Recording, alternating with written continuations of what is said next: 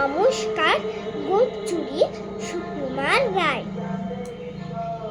Head অফিসের বড়বাবু লোকটি বড় শান্ত। তার যেমন মাথার ব্যামক কেউ কখনো জানতো? দিব্যি ছিলেন ওজনের কাছে। চেয়ারখানি চেপে একলা বসে ঝিমঝিমে হঠাৎ গেলেন খেতে। আঁতকে উঠে হাত পা ছড়ে চুক্তি করে গোল। হঠাৎ বলেন, গেলুম গেলুম, আমায় ধরে তোল।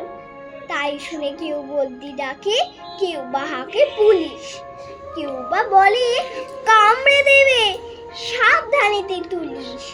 ব্যস্ত সবাই এদিক ওদিক করছে ঘোরাঘুরি।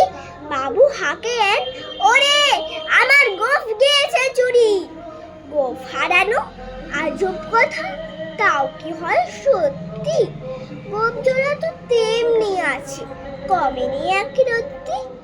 সবাই তারে বুঝিয়ে বলে, সামনে ধরে আয় না, মোটেও গোঁফ হয়নি চুরি, কখনো তা হয় না। রেগে আগুন, তেলে বেগুন, তেড়ে বলেন তিনি, কারো কথার ধার ধারি নেই, সব বেটাকেই চিনি।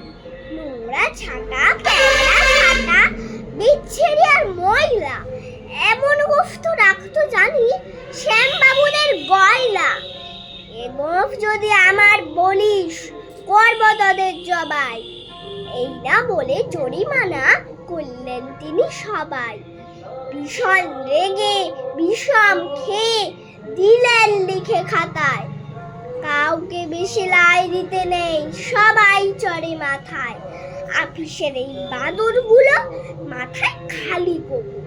গোঁফ জোড়া যে কোথায় গেল কেউ রাখে না খবর।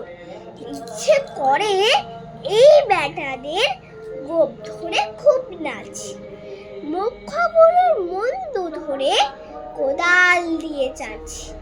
গোঁফকে বলে তোমার আমার, গোঁফ কি কারোর কেনা? গোঁফের আমি, গোঁফের তুমি, তাই দিয়ে যায় চেনা। নমস্কার।